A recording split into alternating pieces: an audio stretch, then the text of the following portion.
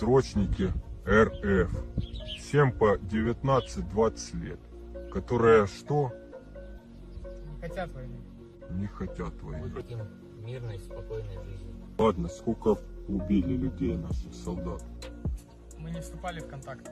Мы никого не убивали. Ты толстый, сколько завалил пацанов? Сколько? Досрочно. Ну что, срочники не убивают? А позывные какие у кого? Депозит. Деп. Том.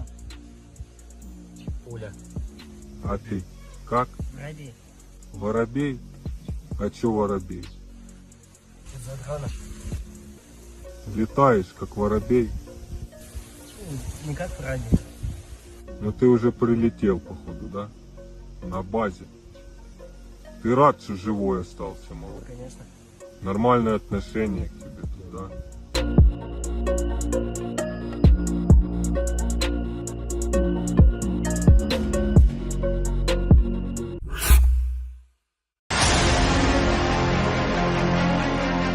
More and more often, Russian military and civilians are cooperating with the Ukrainian armed forces. For example, residents of the Kursk region are reporting en masse about Kadyrovites because this is the only way they can protect themselves from them, ammunition depots, and the movement of equipment.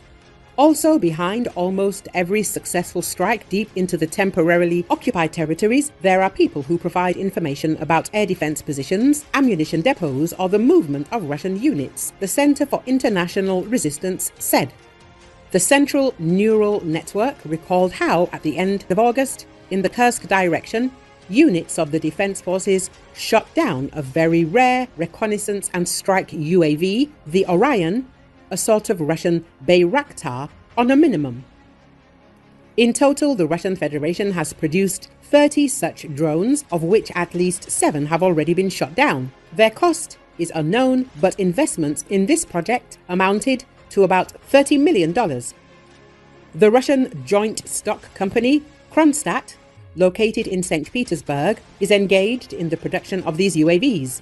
In addition to the Orion, it produces several other drones and systems for them. According to the Central Neural Network, an informant inside the group that services and pilots these drones and is associated with Kronstadt helped in the destruction of this drone.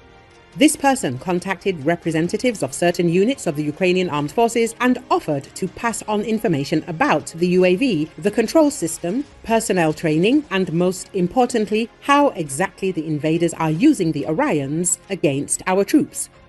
Having received full information, the Air Force set up an ambush and shot down the expensive Russian bird. As reported, the Russians have increased the number of their troops in the Kursk direction. There are about 45,000 of them there. The Institute for the Study of War explained that the Russians would have to transfer more troops from the front to counterattack in Kursk. Currently, the main responsibility for the fighting in this area is borne by airborne troops that were transferred from Ukraine. According to experts, this confirms that the command is ready to transfer more elite and combat-ready troops. They will need this to form combat-ready units for conducting a counter-offensive and protecting the border.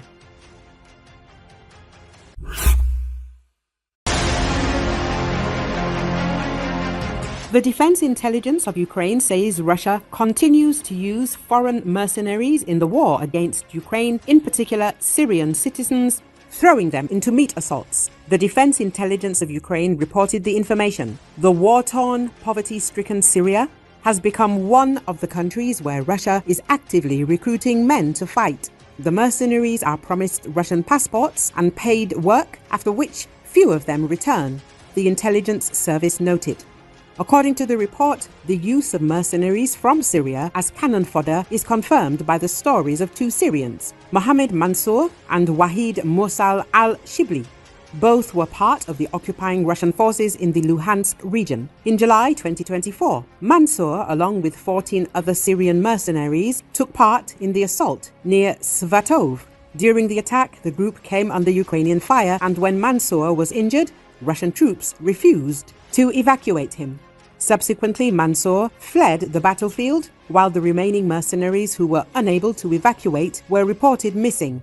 Another Syrian mercenary, Wahid Mursal al-Shibli, died in September 2024 during an assault on Ukrainian positions. He was part of a group of 7 mercenaries that was defeated.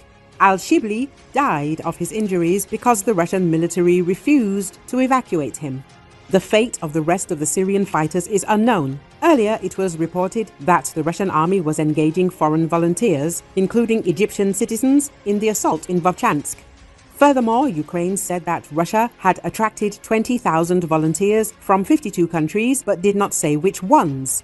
The Russians have also employed mercenaries in the war, most notoriously the Wagner Group, whose founder, Yevgeny Prigozhin, led a short-lived rebellion against the Russian government in June 2023 and who was later killed in a suspicious plane crash. In January this year, it was reported that at least 2 Malaysians were attending a training camp in Russian-occupied Donbass, possibly run by Wagner. The Russian armed forces are already recruiting directly from abroad. According to recent media reports, several hundred Indian nationals have been duped into serving alongside Russian forces in the Donbass and possibly as many as 2,000 Nepalese. Some have been killed on the battlefield.